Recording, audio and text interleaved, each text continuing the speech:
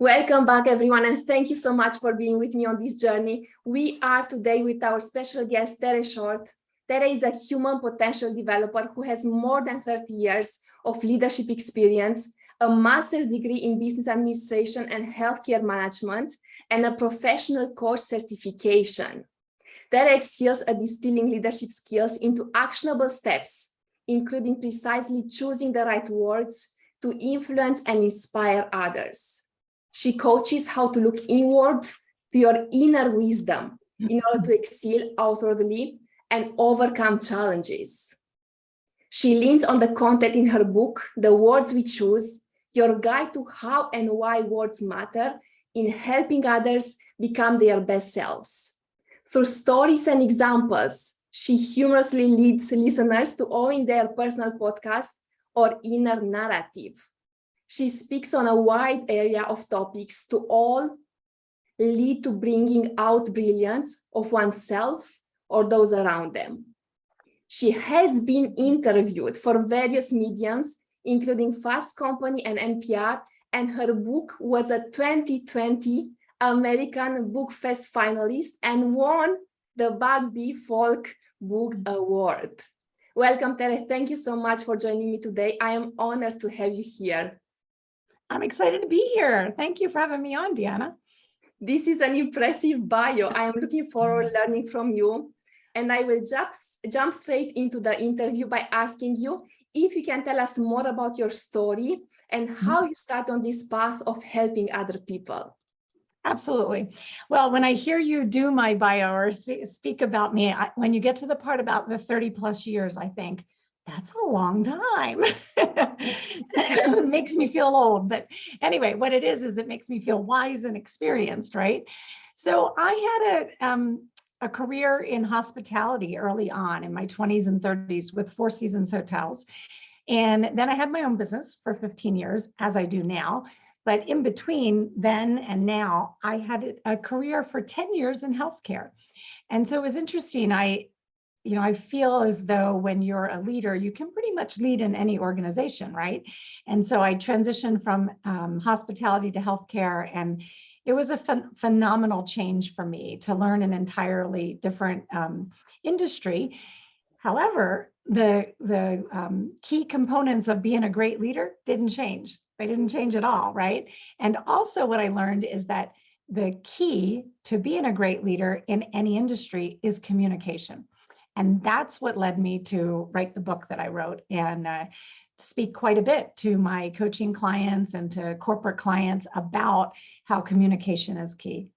Love that. Thank you so much for sharing that with us, Terre. One aspect that I noticed in my career, in my path of leadership, is that sometimes we are a lot under pressure to deliver, to meet the deadlines, to make everyone happy, to be very competent in terms of the technical aspects. And what I noticed is because we are under that pressure, we somehow miss to maybe to communicate properly to our team what we mean and really what we feel. Is there something that we can do? Is there something that we can learn? I don't know if we can learn it by heart so that it helps in these situations when we are under pressure and we don't know what to do. Absolutely. The very first thing I say is practice the pause. So what I mean by that is practice the pause in the moment when you are about to say something and you're unsure whether or not what you're going to say is connected, what's in your head and what's in your heart. And therefore you have a very clear intention about what you're going to express to another individual.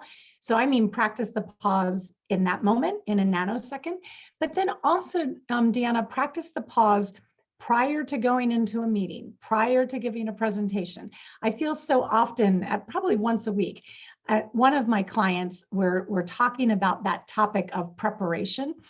The more you're prepared, and what I mean by that is really being clear about your desired outcomes. So let's say it's a meeting with your boss. It's a meeting with a direct report. It's a meeting with the board, what have you.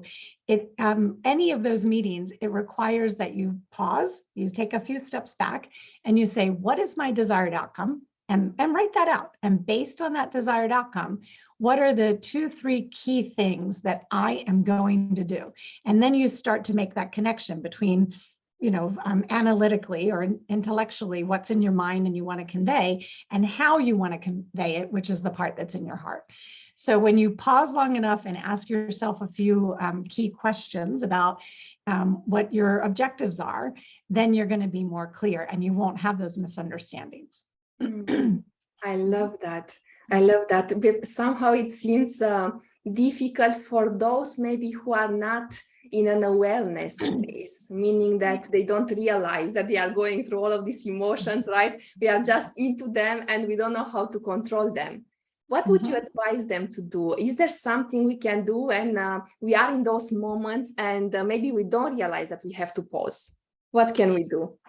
Right. So it's really being preemptive. So I actually just did this. I'm going to have to add this to my bio. I just completed a mindfulness certification course to be a mindfulness practitioner, because I believe that's very integral to being a great leader and will be helpful to my clients.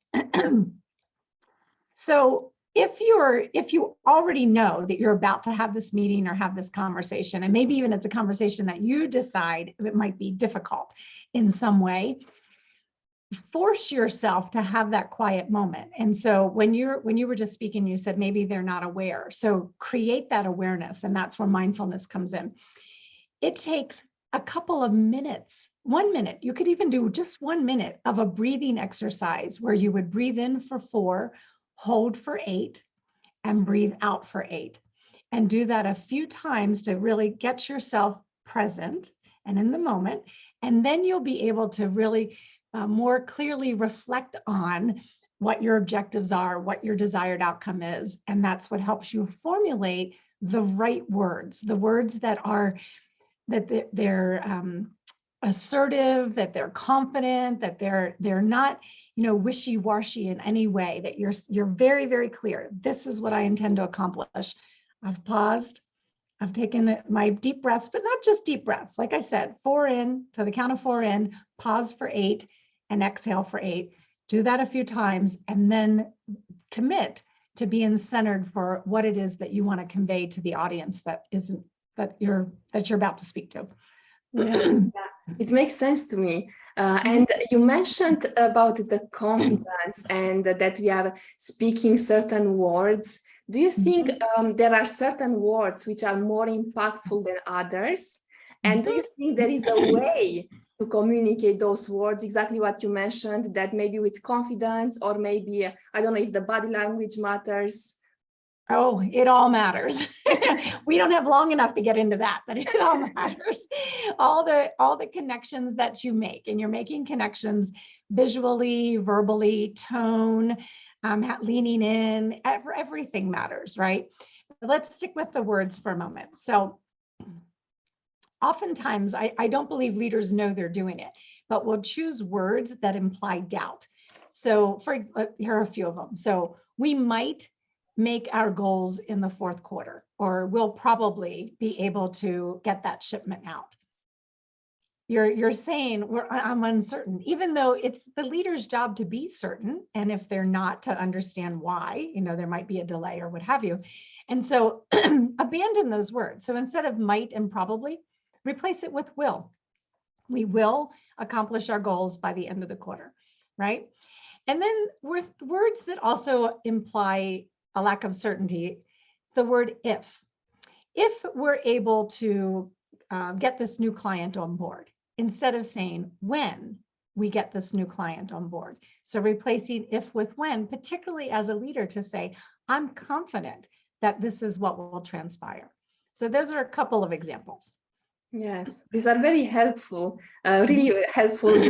The if I learned it a while ago, and I kind of struggled, I have to admit with it, because saying when instead of if implies exactly what you mentioned, that you are confident that this is going to happen. And many times we are not confident because we don't know what will follow and how this is going to go. So I absolutely agree. Yeah. And that's okay. So that I hear that a lot. Well, maybe I'm not completely sure. That's okay. You can still, in saying when makes it more hopeful and more assertive, and now you're going to figure out what obstacles might exist to get to your when, right? And it's the same thing with the word but. The word but, excuse me, the word but, it severs or cuts or truncates whatever came before. And I'll give you a couple of examples. It could be that I am speaking to a large audience of my peers or, you know, some leaders in the organization.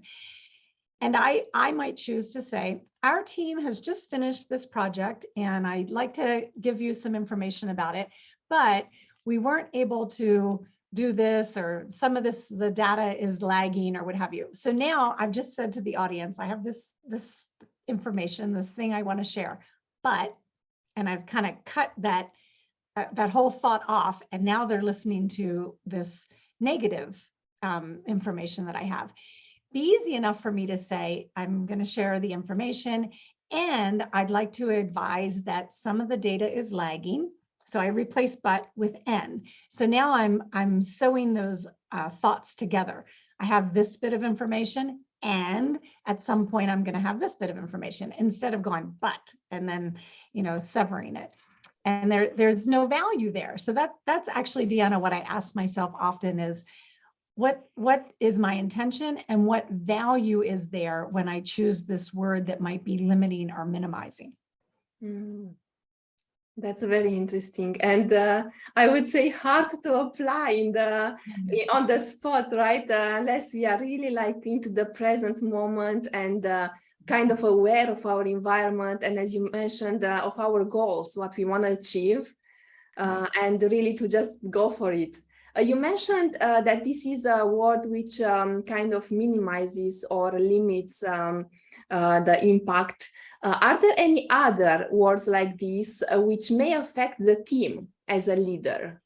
Absolutely. Here, there are many. Another one that is a priority from my perspective is the word should. So when I hear someone say, when I hear a leader say, we should do such and such, I think, oh, wait a minute.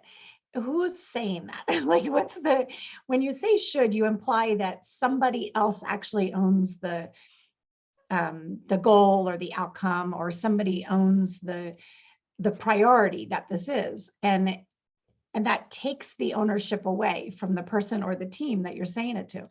So if I'm the leader, I'm not going to choose to say that we should do this or that. I'm going to say it would benefit us to do this, or we will do this, or we want to do this. Not should because somebody else determines or feels that it's important. When you speak in terms of should, oftentimes you create a we, they, or us, them dynamic in the workplace, which is also not helpful. So abandoning, I say stifle the shoulds. So abandoning should altogether and speaking in much more affirmative way to say what you want to do, what you intend to do. That's one. Thank you. I have one more that I was going to share, and it's along those same lines, is that so often we talk about what we have to do. It's the same sort of thing when the leader says, well, we have to implement this new rule or follow this guideline or what have you. Well, I challenged the leaders to think about why that is. Is it because when I was in healthcare, we followed a lot of rules because it kept the patients safe, right? And those rules are dictated by the governing bodies. Great. So why don't we say we get to implement this new rule in order to keep our patients safe? So it's not implying a burden. It's not implying that somebody else is forcing us to do it. We have to. And now I'm owning it. And I'm saying we get to do this, and here's why. And I'm giving more information that helps tie the action or the behavior to the values that an organization or a team might hold, right? Yes, this is very interesting because my former profession is I was an auditor, and all of these things like should or have, because it is in the law, we had to tell them, you should do this, you have to do this. So yes, I think indeed, when you hear it from someone else, it comes across as very aggressive or very imposing. And especially when it's about team and trying to build a team cohesion, that doesn't really work. Right. And it really changes the morale. And in the book, I have a story about a gentleman, Mike Baxter is his name, and he's retired now, but he was the president of a health system in Colorado. He turned his organization's morale around by saying what we get to do instead of what we have to do. He didn't tell anybody else they had to speak in these terms. He started speaking in those terms. He would say, we get to honor our patients by doing this, or we get to acknowledge our physicians by doing this. And he turned the thinking, the perspective around from everyone always walking around going, oh, we have to this and we have to that. And, as if every day was a burden. And he uplifted the entire organization with that it was the main way with that change in how he spoke about things. That's amazing. Fascinating. That's amazing. Yeah. And it all comes from the leader, right? He or she gives the direction. And this is what we say also in a relationship, in a couple, that it suffices to have one person who changes, and then everyone is changing around. I love that. It's contagious. Yes, exactly. One word that I just remember that I know that I used to use a lot in the past was I just want to. And I read somewhere that I just is like I am apologizing for disturbing the person. Is this true? That's right. Just cut that one right out. Cut it out. Yeah. Just. And as some people say about themselves, they'll say, I'm just the administrative assistant. And I think to myself, oh my goodness, that person, if they had a bubble above their head, it would say, I'm the administrative assistant, and my two executives that I support would not get to their meetings on time, would not be prepared, would I hold everything together? That's what the bubble would say. And then the individual chooses to say, I'm just the executive assistant. And there's no reason for that. You're self-minimizing. You're self-minimizing and limiting. And so in the terms of speaking about yourself or about your presentation or about what you're about to share, any of those things, you're minimizing it for no reason, right? And that's not even your intent. I would assume you're minimizing it by inserting the word just. So throw that one completely out. Wow. I am very impressed because I make some parallels in my head with my own behavior in the past. And this really helps me to understand better, because exactly the example that you gave, is it linked somehow to the confidence or to the maybe self-talk? If we change these words, can it have a different impact also in our energy or in the inside feeling? That's exactly right. That you've hit the nail on the head. That's perfect. Is that it starts with your internal narrative. So Deanna, I call that your personal podcast. So everybody has their earbuds in and they're listening to podcasts. When's up? You're listening to your personal podcast 24/7. It's that internal narrative, that voice in your head. And so in the book, I talk about that in the first chapter. You've got to get that narrative straight before and change those words to be uplifting and inspirational to yourself before you can be counted on, let's say, or before you can be consistent in how you speak to others. So that's the challenge. And that's what I challenge all of your listeners to do, is to be very, very intentional about changing the words that are limiting you first. And then you'll start to understand when you choose words when you're speaking to others that also might be limiting or minimizing. So yes, absolutely. You start with your internal narrative. Now that gets us back to practice the pause. So I was talking about that before you speak, before you go to a meeting, what have you. Practice the pause periodically during the day as well. And certainly at the end of the day to say, first, what did I do particularly well? I want to change some of my word choices. How did that turn out today? And, in what cases can I recall that I chose the right words and my words were connected to my intention and that they represented the confidence that I have or the certainty that I have? So applaud yourself, pat on the back for what the changes that you've made, which will lead you to even more in the future. So practice the pause each day otherwise we just go about our day and your changes don't take place. So practice that pause, reflect on the changes that you have made, and then commit going forward to those little tweaks that you're still working on. Yes, I love that. I love that. And I think this applies to everyone, not only to leaders necessarily, but to really to everyone, whether they are business owners, whether they are in a team, whether they are, CEO. Mm-hmm. Agreed. I love that. Thank you so much. Thank you so much, Terre, for sharing all of these tips with us. I believe that we all have to do this work with ourselves in order to build this environment around us. I would like to close our interview today by asking you, who are you serving and how can people contact you if they wish to work with you? Thank you for asking. So I'm actually full with coaching clients right now. My website's being updated and we'll have a little wait list for coaching clients, but I am doing corporate or, company coaching, so team coaching, and then also either virtual webinars around this content, sometimes in person. I don't know if I could get to Germany where you are. so that's now I am focused very much on organizations and helping organizations bring this work to elevate their leaders, because when we elevate the leaders, we elevate the work that's being done on the front lines. So that's what I'm very passionate about. And you can go on the link that's up on the QR code that gives you all of my links. And my email is Terre, Terre, @shortgroup.net. So I'd love to hear from your listeners.